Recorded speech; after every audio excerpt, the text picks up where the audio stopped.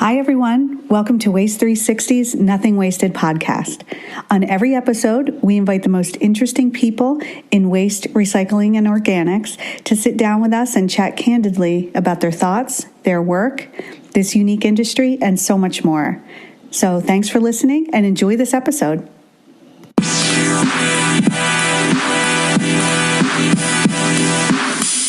Hi there. We are excited to bring you another fantastic session from WasteExpo. This one is called CFO Insights, a look at the waste and recycling industry. You'll get a rare and candid look at the industry from a financial perspective from some of the brightest minds in waste and recycling. Enjoy this episode and thanks for listening. Hello and welcome to the CFO Insights panel. My name is Alia and I'll be moderating the session today. So let's go ahead and get into our questions. I want to start with just a general State of the Union question, and maybe Davina, you could kick us off. But given that what we're seeing is perhaps some of the healthiest, the best health in the solid waste business that we've seen, and everyone on this panel has been a member of the waste industry for a while, and they've kind of seen it evolve and go through all these changes. So my question for you is, what do you think has contributed to today's strength? So it's a great question. I think to start with, you're exactly right. This is the best shape that the industry's been in. I know in my career with waste management, I think we often say garbage is good, but I don't think that's a strong enough statement these days. Garbage really is great, and I think the industry's in the best health that I've ever seen, and it's really a great time to be in the business. I think the things that I have observed and that have contributed to the strength that we're enjoying today are a focus on people, a focus on process, and then thinking about our responsibility as environmental stewards and customer service people who provide an essential business function to our neighborhoods and our communities. You know, the thing from a finance perspective that I've most enjoyed from a change perspective since I've been at Waste Management is, I can tell you early on, I think finance was viewed as a compliance function and a keep the lights on part of the business. And we've come a really long way as a function, and today we serve as important business partners, and our operations partners view us as an integral part of their team, and really important and insightful individuals who bring a lot to the table and help them make great business decisions. And that's a long time coming. I think it's not happened overnight, but it's something for us to be proud of. For the industry more broadly, I think the thing that I walked away from this morning's awards breakfast with, and I don't know how many of you were at the awards breakfast, but this industry is about people and relationships, and that has not changed. And I think that really provides a solid foundation for us. What's so exciting is, I think in the past we were hesitant to embrace change and innovation because it was about potentially disrupting what has made this industry so fantastic. And now I think we know that we can do both. We can embrace who we are and the people and the relationships that make this business so strong, but we can also think about where we're heading as an industry and the responsibility we have to think bigger, broader, in a more innovative way. Yeah, that's great. That's great. So are there any opportunities that you're excited about for the future of the industry? Too many to count. I mean, I really do think that, like I said, I think it begins and ends with people, and at Waste Management, having a leadership team that is truly embracing and talking people first means we're in a different place as a team today, building upon a culture that's fantastic, but taking it even further to continue to drive ourselves as an organization that just looks to serve our employees first, but know that by serving our employees, we serve our customers and then our shareholders. That's great. So Alia, can I chime in? Yeah, of course. So your question was, what have we observed over the last X number of years in our career in the waste industry? And one thing that is really impressive to me, that has really been driven home during this expo so far, is safety and the unified approach that we have to safety. So I first started in 2002, and in my role I wasn't safety wasn't, I was in accounting, right, and finance, so I didn't hear a lot about safety. But as I've progressed through my career, it is so impressive to me how, while we can be super competitive about everything else that we do, I'm going to take your volume. When it comes to safety, we have such a unified approach. You know, if there's ever a fatality in the industry, everybody gets a report, everybody knows about it and talks about it, learns the root cause, and goes back to their teams so we can make each other better and stronger and not repeat the same mistakes. I think we've come a long way in safety, and it's very impressive. I would echo those comments, and I also see safety as an opportunity. And I think that we as an industry, particularly given the challenges on the labor side, would serve ourselves well to make it clear how well we have improved as an industry in terms of safety and what a priority it is. As you say, Diana, across the board, we're all, it's the same consistent message. I know at Waste Connections, where culture has been a huge focus for the past dozen years, what you can see in terms of the tangible results from really creating, in our case, a servant leadership driven culture is improvement in safety.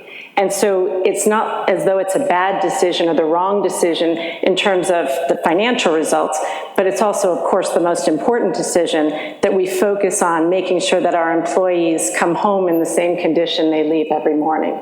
So I agree with your observation, and I think it's a huge opportunity for us as an industry, particularly given the fact that we have challenges on the labor side, and making this an attractive industry for, among other people, women to get involved in would serve us well.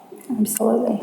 And from my vantage point, I echo all the same points that the other panelists have mentioned, but regulatory oversight and keeping the assets we have and developing new assets is becoming more challenging by the month. And we have such a capital-intensive business where we've invested millions and hundreds of millions and even billions of dollars with some of the businesses here in key assets to support our communities and our customers. And it's interesting to sit in that point because it's really, we're an invisible industry that's part of everyone's lives and touches everyone's lives. And part of it, people just don't want to talk about and think about, where we want to recycle, we want to do things with organics, but landfills and waste to energy plants are a real part of what we need as a society and an industry. And it's viewed as something evil and something bad, but they're managed in such a sophisticated manner. And we really are some of the biggest stewards of the environment across the country and doing good. And I think if you take that and you put it across the capital intensity of what we're doing, and this team would probably agree, that that's where some of the real positive have generated as well, where the scarcity of our assets is such that we can't give it away anymore. We need to price appropriately, we need to generate appropriate returns, and I think we're all cognizant of that because it gets harder each and every day and month to operate in this business. Yeah, and so what gets you excited then about the future of the industry? Not just the fact that we've been focusing on people, not just the fact that we're focusing on safety, but what we can do in the future with the role that we would play in public stewardship in really driving sustainability. We're kind of at the tip of that spear there, and making sure that we're partnering with municipalities so that we come up with a good model where we can be sustainable and actually provide our shareholders with an appropriate return. So excited about that leadership role that we all can play. The other thing is technology. When we talk about where we're going in the future, I used to say that all companies are people companies, they're human resource companies. Still believe that's absolutely true. The company with the best team wins. We're all technology companies also. And when you walk around the floor today, you'll see the tools and the technologies that are being brought to bear in the cabs of the trucks, on the equipment. That's really important to us because I think that's how we're going to get that next advancement in safety, make this industry safer for our employees, make it easier to work in this industry. And I think by doing that, we attract more people into this great industry. So that excites me about where we're going also. Absolutely. Well, let's talk a minute about natural disasters, because I think it's something that everyone here on the stage has been dealing with these past couple of years. Two recent big events that we've dealt with were the fires in California and then the hurricane, specifically Hurricane Harvey. And so my question for you guys, and Diana, maybe you could kick us off, is how have these catastrophic events impacted operations, and how do we manage the resource constraints and the risk during those events? Sure. So Hurricane Harvey, if there's a good thing about a hurricane, it's that you know it's coming. And so preparation is key. And I have to tell you, our operations team did a phenomenal job of preparing in advance of Harvey. I can tell you that we didn't lose a single truck during the storm and all the flooding. We did have one hauling site that flooded, but it just so happened that it was at the base of a landfill and it was in the expansion footprint, so it was eventually going to have to be relocated anyway. So we couldn't control that, but we got lucky there. But preparation, and then people.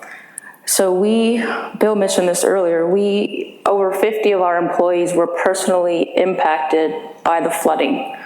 And so, some of these employees were our frontline employees. So how are we going to continue to do our job and to help them, right? Well, to help them, we set up a GoFundMe page. Now we have an official fund for that, but we didn't at the time. So we set up a GoFundMe page, and everybody, and even our vendors, were very generous donating so we could help out our family members. But outside of that, we have what we call a blue team. So we have people from all over other parts of the country that are on our team that all flock to whichever area needs help. And so with the blue team, we were able to continue servicing their customers when we were allowed to safely get back on the streets. Safety. So if you can imagine, our landfills were opened longer, our volume was doubling by day in certain spots, and our operations team did a phenomenal job of keeping safety and alertness and awareness at the forefront of people's minds. And so I'm happy to report we didn't have a single lost time injury, which is one of our biggest safety measures. So safety's key. Contract protection. Bill touched on this earlier too. Several floods prior to Harvey, we've kind of got burned. We were picking up everything and things we didn't have to pick up. And so since that time, we've worked into our contracts some protection on what counts as storm debris. And if there is storm debris, there may be different pricing related to it so that we're protected on that side. So I would recommend that as well if you don't already have that into your contracts. And the last thing is public perception. Depending on where you are in the city actually has responsibility for picking up storm debris and not your independent hauler. But your customers don't always know that. All they know is WCA comes down the road all the time. Why are they not picking up this debris? And so I think one takeaway is education of your customer of whose responsibility it is and how we're trying to work with them in the city to get it all picked up. If I could just add in on that, we take a similar approach at Waste Connections, where we have a blue team, same characteristics, Same color. where they're ready, willing, and able to meet whatever need it is across the country, and there's typically a lot of people willing and able to do that. What we also found in Hurricane Harvey, because we too, being located north of Houston, had several employees who were personally affected and people at the corporate office, it also provided an opportunity for us really to build on our teams. What we did at Waste Connections, we had a group from Louisiana come in with a big cooker, and we all went out to our hauling yard and to our transfer station and cooked breakfast for the drivers. And we ended up really getting the opportunity to build on the relationships, which we would suggest are the most important part of ultimately being successful, whether it's a disaster or just ordinary day-to-day work. Those relationships provide the underpinning for ultimately getting the trash picked up. So for us, it was a great opportunity in spite of the misfortune that others experienced.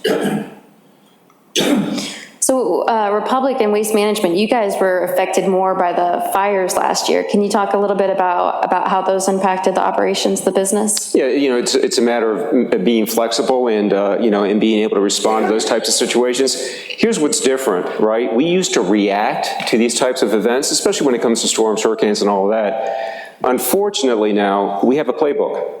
And this time every year, we dust off the playbook to make sure that we know exactly how we're going to react if there's tornadoes, how we're going to react if there's a hurricane. It's sad to say, but it's true. In California, a little bit different. We hadn't really dealt with anything that substantial before, over on the West Coast, but we're able to use a lot of the plays out of the same playbook in order to be able to react. When you're faced with situations like that, those disasters like that, I think, Miriam, what you said about really taking that as an opportunity to build relationships with the communities that you service, right? They need your service. They need somebody to pick up the waste. They need somebody to handle it in a responsible manner, right? So you've got an opportunity there. The other opportunity that you have, and you mentioned it before, is the relationship that you develop with your employees, right? You can't expect your employees to go out on a route and pick up the trash if they're worried about their families. You've got to take care of their families. You got to give them make sure they've got a place to live. You got to make sure that they have food. You got to take care of that first. Once you do that, once you demonstrate your willingness to take care of their family, they become part of your family and you never lose them. So reacting to those situations is critical. I can't do anything but echo the comments that have been made by everyone else already. The only thing that's different for us is we have a green team instead of a blue team.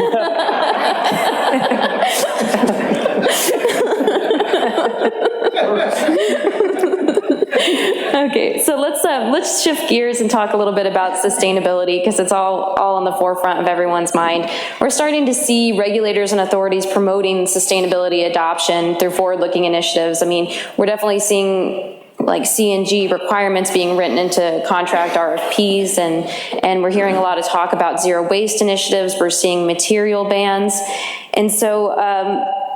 Can you speak a little bit about the way that it's impacting the way that you're managing your asset portfolio? Ned, do you want to start us off on this one? Sure. If John Casella were here, he'd speak about starting the first recycling facility in Vermont in 1977, and sustainability and recycling and all of these paradigms have been part of who we are since the beginning. And we operate in the northeastern United States. It's regulated by law to recycle in all the states we operate in. There are also laws that govern organics in many of the states. And we decided years ago that sustainability is not sustainable unless the economic model works. Mm-hmm. It's not just about being green. There are many people in society and in government agencies and communities who don't share that belief always and need to really understand that you're putting real assets, you're making real investments into these programs, and you have to generate appropriate returns. And I think we've had this shock to our business in the last several years as China has changed its public policy and has no longer allowed mixed paper into their country and changed the contamination standards. And it's a wake-up call to everyone in this industry that programs like recycling need to stand on their own. We're investing many millions of dollars into sustainable infrastructure, and we need to offtake that risk. We're here as service providers to communities and our customers, and they desire many of those services, especially on the sustainability side, but we're not here to take on all of that risk. And I think as a CFO and a finance professional, that's really one of our roles at the table, to make sure that our strategy, our operational programs are balancing risk and returns. And our enterprise risk management program, our number one risk in our ERM program 3 years ago was recycling. It might actually fall off our list this year in our ERM program. We've done a lot to take what was a huge risk to us and split up pieces among hundreds of thousands of customers. If I give everyone pennies of risk, it's not that meaningful to them, and they can meet their sustainability goals. But for us, it really helps out. We can't take on that risk. So as we look at this paradigm shift and where sustainability is going, we always kind of come back to that same basis. It has to be sustainable economically to be sustainable from a green standpoint long term. And to follow up on that, I mean, we're seeing a lot of talk and emphasis on diversion away from landfills. We may not be seeing a change now, but I mean, is this something that's going to change in the future? And does it mean that we need to start diversifying our asset portfolio and thinking about landfill alternatives like organics, or do you envision things staying pretty consistent as we move forward? Is that back to me? Yeah. It's taken, 30 to 40 years with recycling to almost make money, and areas like organics are very complicated, where, all of a sudden you're going to be sending another truck down a road to pick up organics. If you're doing it right and you're actually educating people, it makes a lot of sense in landfills today. I mean, we have gas collection systems. We're producing clean energy in a lot of instances, and it's hard to break through this wish cycling or this perspective that many people have that they just want to have zero waste. And it's really a balanced approach of how can we help a person or an organization or a community meet sustainability goals and get educated on it.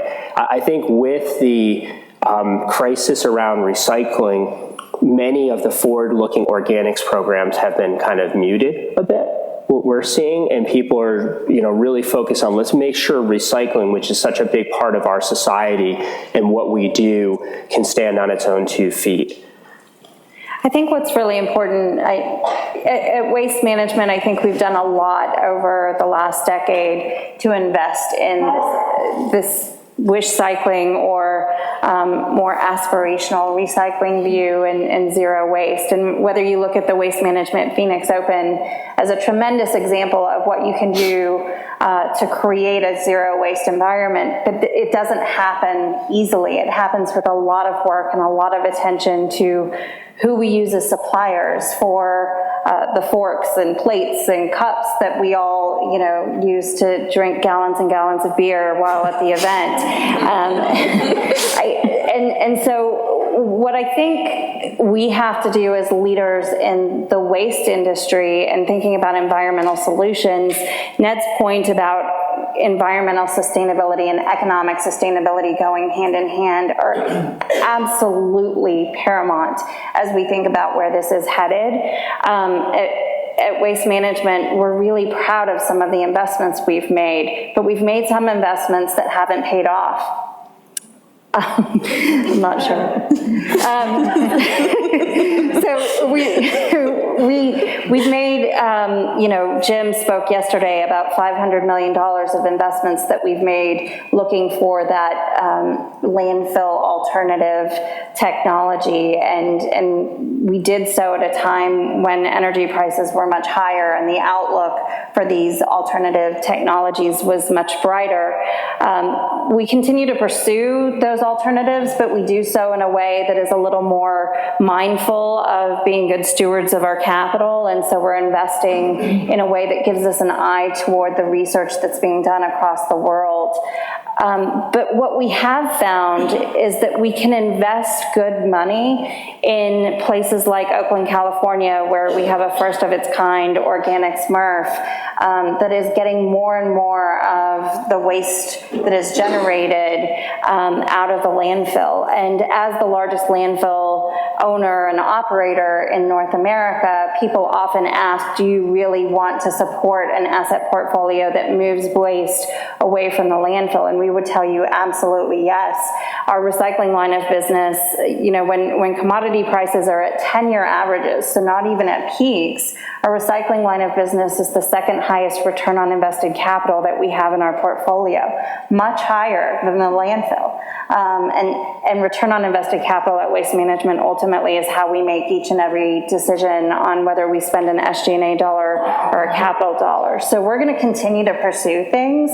We recognize that landfills are important, and they're an important part of how we meet the service needs of our communities every day. But to Ned's point, they really are fantastic in that we generate energy from them that really meets the same needs of the solar industry or the wind industry, and we need to take more credit for that and be really proud of the work that we're doing as a business.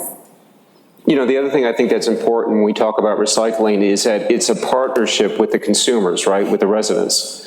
And we need them to help us also in terms of contamination. So this whole thing about aspirational recycling, that, you know, if I throw it in the recycling bin, then it's going to get recycled, just doesn't work. There's only certain types of materials that we're capable of recycling, even though they might tell you that you might be able to recycle the soup package. We just don't have the capability to do that. There's not enough volume to make that make sense for us. So making sure that we're reaching out to the residents, making sure that we're educating them, making sure that they understand what goes into the recycling bin. I think people want to do the right thing. They really do, but a lot of times they just don't know. And that's why we've really partnered with our communities to make sure that we're appropriately educating the residents. And we've got a website now called recyclingsimplified.com that we've been talking to a lot of our customers about to help further provide them with the knowledge they need to be responsible recyclers. So let's talk a little bit about labor now. And Marianne, maybe you can kick us off with this, but we're still seeing this systemic shortage of CDL drivers in the market, and it's tough. So what do you think needs to happen both publicly and privately to fix the root cause of the issue? And how do we get people into the industry at a younger age and keep them? Sure. Well, I think we're all aware that there's a shortage of commercial drivers, and that's not new, but it's more acute given the low unemployment in the United States. And I think unless or until there's an immigration policy that eases some of the constraints in the United States, I think it's hard to overcome that. Or I guess the other thing that could do it is a slowdown in the economy, but we're not going to wish for a recession to free up labor. So then if you just focus on how do we do a better job as an industry in terms of attracting people, I go back to my original comment, we're a safer industry than we were 20 years ago. We're a less physically demanding industry with the increase in automation, and I think that's not as well understood as it could be. So I'm sure everyone here, like we at Waste Connections, are doing everything we can to beef up recruiting, whether it's wage scale adjustments or looking at benefits or training, development. We're all doing everything we can, certainly working with trade schools to become, provide an internship that can be converted into a job, working with helpers to help them get their CDL so they can move from being a helper to move to being a driver. And again, I'm sure none of that is different from what you all are doing. At the end of the day, it's not a wage issue as far as we can tell. It's a labor availability issue. And so again, I think we all need to do our best to attract and retain the best people.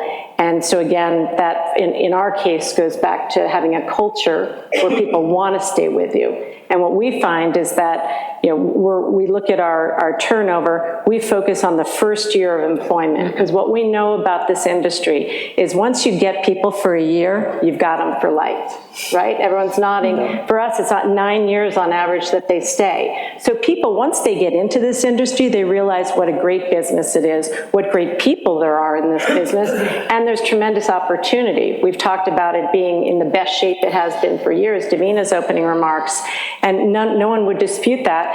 The flip side of that is what a resilient business it is when the economy turns. Yeah. And so when people think about that and they talk about the defensive nature of the industry, it's even more compelling. So, short answer is I think we're all trying to do the best we can.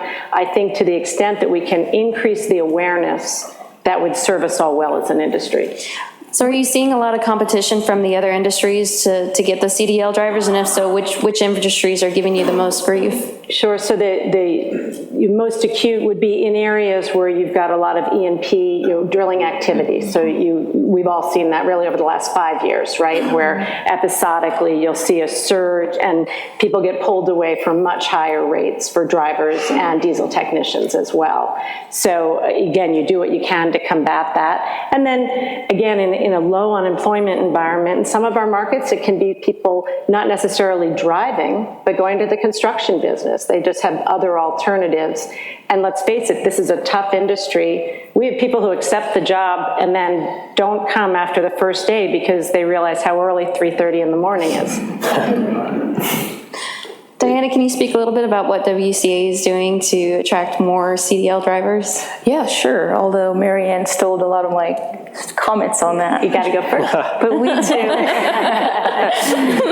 But we too have pockets where our district managers are teaming up with commercial driving schools and trying to get students out of those schools right off the bat and get them into our program. And the same thing with helpers in one of our other districts. We have at least 3 helpers that have been converted to, they've gotten their CDLs and are now drivers. And in fact, I was on a site visit the weekend before one of those helpers was about to take his CDL, and so I followed up with him the next week and the next week, and he finally got it, so it was really cool. But aside from WCA, just thinking of the industry as a whole, at the breakfast this morning, there was one female driver of the year, Diana Heath. If we can find a way to find more Diana Heaths, I think that's a game changer. It opens up the pool of candidates. Like, we know there are women CDL drivers out there. We just have to figure out how to attract them and retain them. And I think if we can do that, we'll be set. I think it's interesting to that point.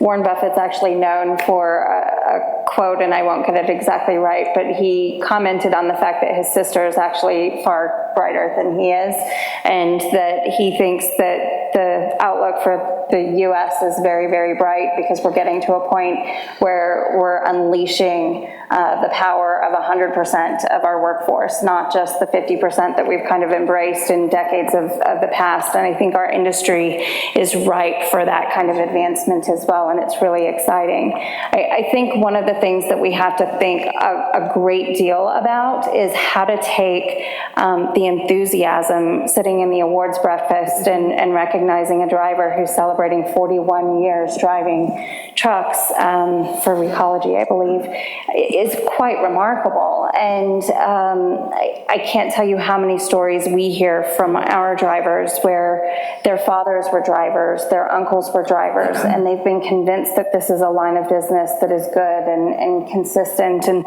there's some stability, and there's a family type atmosphere in this work environment and in our industry that is unlike many others. We actually care about our employees, and if we can do something to bottle and spread that kind of enthusiasm about the job, because if a father wants his son to come and work within our industry too, what better advocacy could you really ask for? And we need to be our best advocates for other men and women across North America to come join the ranks.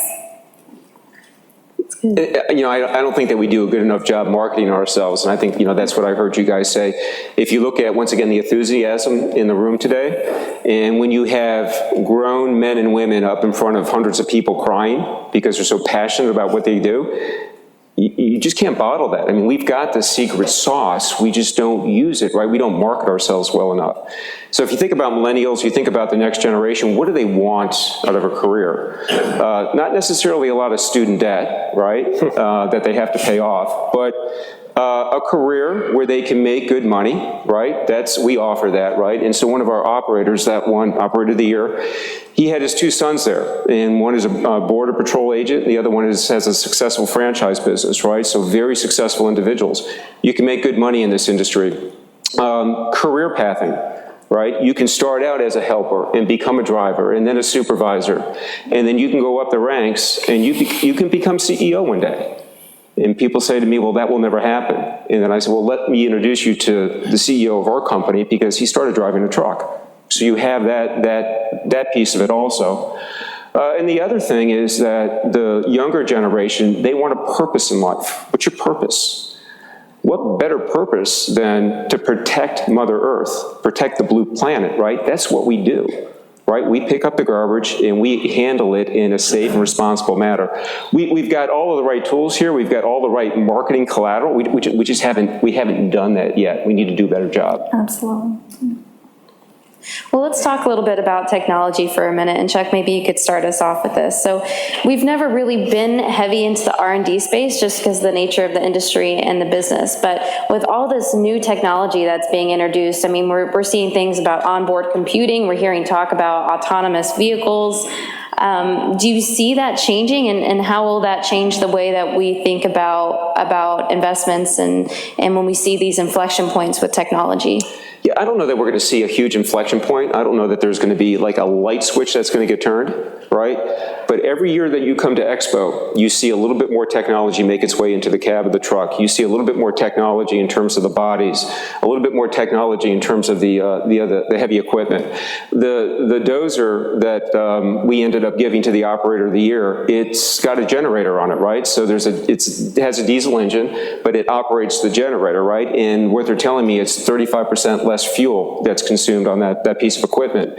These are the types of changes that we're going to see slowly over time, including the connectivity between the cab and the customer, which I think is going to become more and more important, and being able to make additional strides in that area because of the investments in software. So I don't know that there's going to be a huge inflection point, but two things for sure. The industry itself will get more complex over time, right, as there's more technology that's brought to bear, and it'll become more capital intensive, right?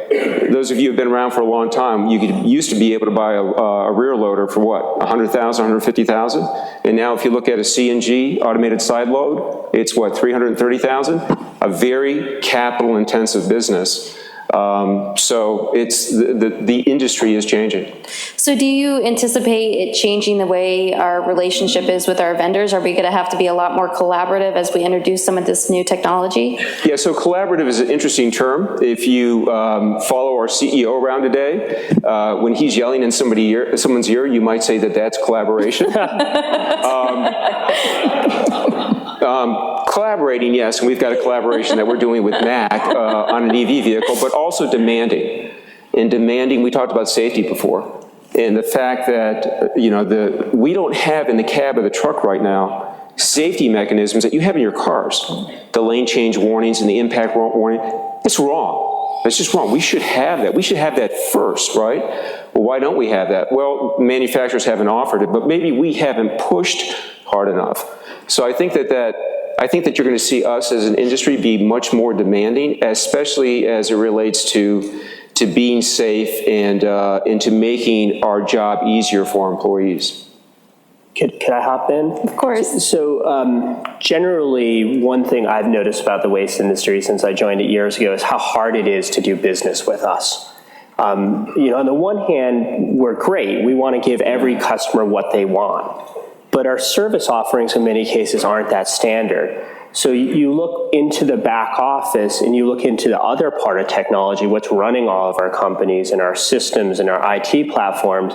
They're very, very flexible, but they don't interact that well with modern day databases and how you can get better customer facing tools. And I woke up about 6 years ago and realized that maybe 50% of every IT dollar we were spending was trying to back integrate to 25 or 30-year-old database tools and billing systems and the like.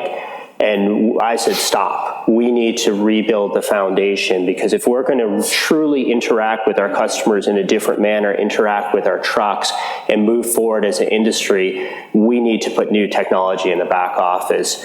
We started 2 years ago with a new financial ERP, and we went with a cloud-based ERP. And my perspective was closing the books is the same at every single company. There's nothing different. There's no secret sauce. So we're on NetSuite in the cloud. We can't touch the code. We don't own the code. We can't customize a single thing. We can just configure it. And we were able to implement a whole new financial ERP in 11 months on time, on budget. Now we're moving to more complicated parts, customer-facing, dynamic routing in the trucks, but it's those foundational elements where if we're going to truly give the next generations who just want to hop on their iPhone and click a couple buttons to order service, change service, interact with the truck, we need to change foundationally many of our own technology systems to really get to that next step. Well, I want to make sure we leave plenty of time for questions so everybody can pick your guys' brains, but before we wrap up with these questions, I just want to point out that 3 of our 5 panelists today are women, which is, I think, incredible for any industry, but specifically the waste industry, and something that I don't think would have been possible 10 years ago. And for me,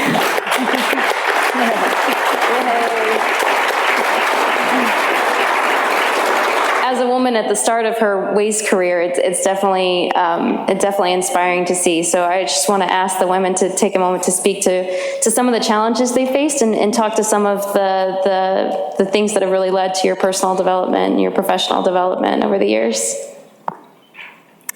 I'll start. From a challenge perspective, I think what I would say most is that this business is about people. And as a woman, you would often be the only woman in a boardroom, in a conference room for a meeting as part of a working group. And that can be difficult because the people that we see as mentors and as the people who are our lifeline when we need help are often people we identify most with, and that can be difficult in this business. And so having to find people who are willing to advocate for you and support you when you may not look like them, think like them, dress like them, was a bit of a challenge for me growing up in this business. It's exciting to be able to pay forward all of those opportunities that I've been given. Jim Fish, our CEO, has been a huge advocate of mine, and I wouldn't be here without his support and mentorship, and I can't tell you enough how much we all have to take responsibility for ensuring that the people who are around us know that they're appreciated, know that the work they do matters, and know that when they show up and give us their best, we're going to give them our best as well. So I from my perspective, I've had the good fortune of working with a lot of terrific mentors, and frankly never really felt like being a woman was a disadvantage in this business or in financial services where I first started out of school. And I can remember talking to Ron Middlestat when I joined 13 years ago, and he said, but you really want to keep working in the garbage business? And I said, my first job out of college, I was in a training program on Wall Street where I worked on the floor of the stock exchange, which is like working in a men's locker room. And he said, you're set, don't worry. So all kidding aside, I've had really good fortune, and I think for me, it's about being the best that I can be, doing the best that I can, learning as much as I can, and not about being a woman, but about being a professional, just like everyone else, trying to do the best you can and trying to advance and build those relationships that help you do that. And if it happens to be other women, so be it. And if it's men, that's okay too. So, I've had a couple of bosses along the way that had daughters that were my age, but daughters that were not ambitious in the way I was. So I think they had trouble understanding that I wasn't their daughter, and I wasn't just going to school to get married or whatever, And so that had been a challenge a couple of times in my career. Something to think about, you guys out there. What else, Davina? We've got lots of stories. So Diana and I, for those of you who don't know, actually started at Waste Management within 4 months of each other, I think, and grew up. I recruited her, just for the record. So we grew up in this industry together and had similar bosses, and her comments about some of the men we worked for viewing us as their daughters couldn't be more true. And I actually have a war story of of sorts that is important. It sounds like, Marianne, you got a level of support that I didn't see early on in my days, because I have to tell you, I was actually told by my first boss in the industry that I needed to go through something hard like a divorce to be able to put my job into perspective, because I clearly cared way too much about work as a 20-something-year-old lady. And I have to tell you, I know that he would have never said that to one of my male colleagues. So the challenges have been real, and they shouldn't be discounted. And I think whether it be a woman in the industry or a man in the industry, we all have a role in making the work environment a comfortable one, a safe one, and a place that we can just all be our best selves each and every day.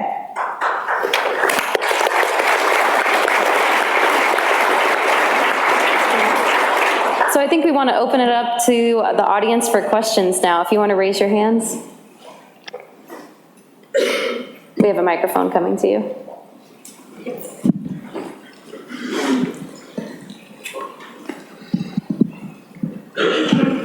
Thank you. Ionuț Georgescu and the Waste Foundation. I have a question and maybe a small exercise of imagination.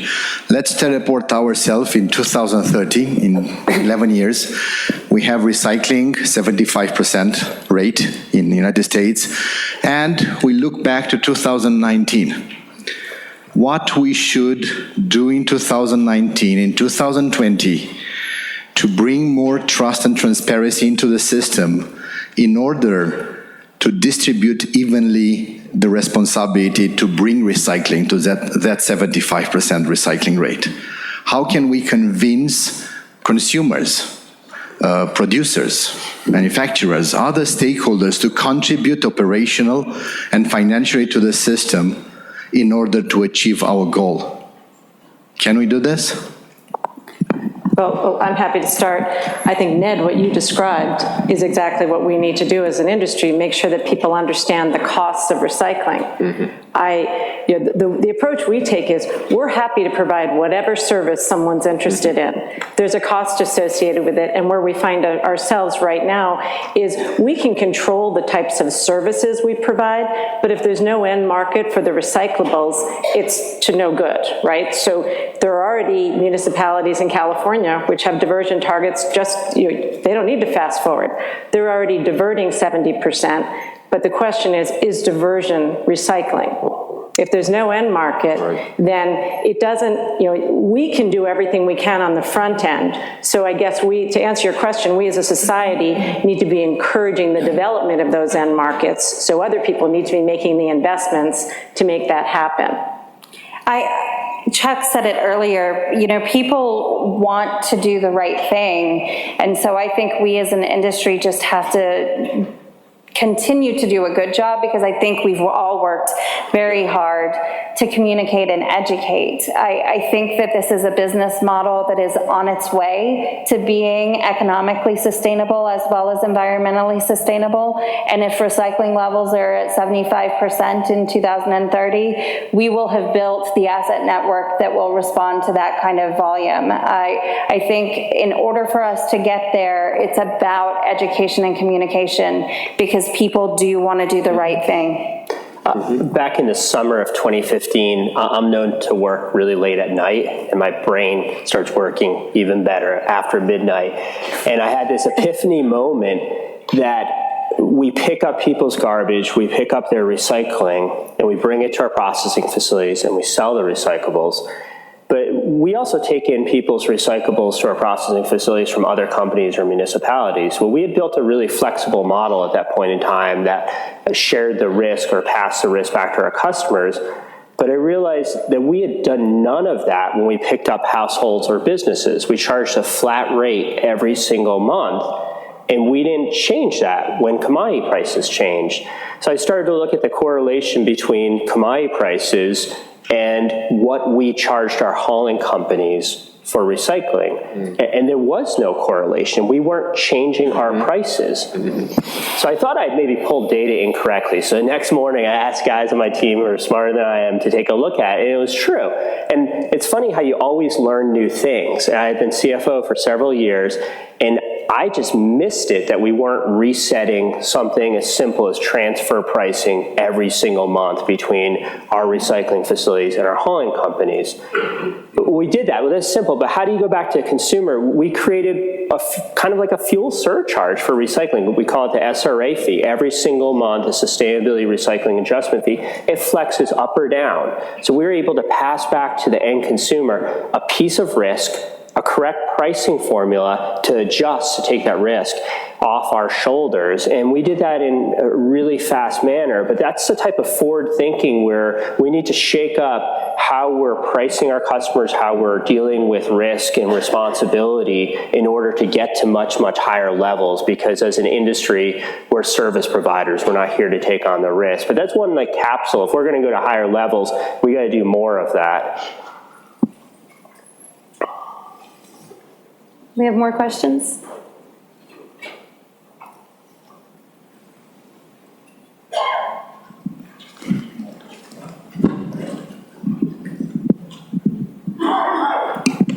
Hi, I'm Jan Dell. I'm an independent engineer with the Last Beach Cleanup. Congratulations to all of your companies. I have a question for each one of you. And first of all, your commitment to environment, health, safety has come through loud and clear on your websites. You have code of conduct around business ethics. Your fiduciary responsibility to your shareholders has come out loud and clear in your desire to have a product and share risk, have a profit. So my question to you is, now that we've seen more than 25 documentaries of what happens to plastic waste in countries with poor waste management, when will each one of your companies make a public commitment that you will not export to those countries or to intermediate countries or to brokers who will sell plastic waste to those countries where we know there is child labor and open burning of plastic waste? I can just say at Waste Management, all of our plastic is sold domestically, so I'm proud to say that we're complying with what you've asked for today.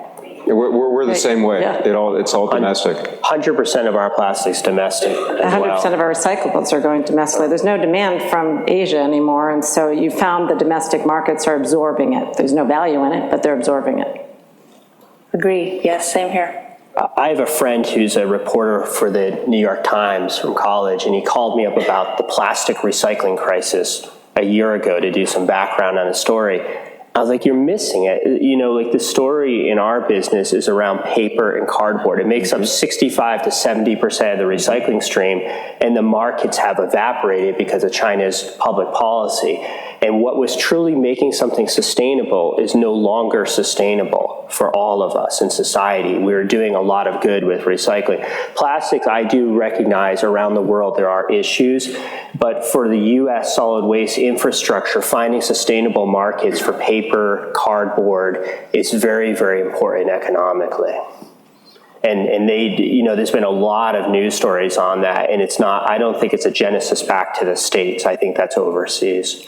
I think a big piece of this story is about the manufacturers' commitments to use recycled content as well. And that's one of the pieces of the equation that we don't talk enough about. And as we see people who are manufacturing single-use products using virgin material, because economically it's cheaper for them to use virgin material than it is recycled material, that piece of the equation has to be fixed as well. I think we have time for one or two more questions. Yes, hi, good morning everyone. I'm Drago Stefanescu from Endo Waste Foundation. I have a question for you guys because you mentioned plastic as well as cardboard. We all know glass, how challenging it is these days, how tough it is for all you guys to recycle glass. My question to you is if you guys sustain negative costs and if you see any solutions into the crisis with glass these days. As we know, a lot of municipalities, they are reluctant to even pick up when it comes to glass these days. Thank you. From our perspective, you know, glass is not something that there is an economically viable solution from a recycling perspective.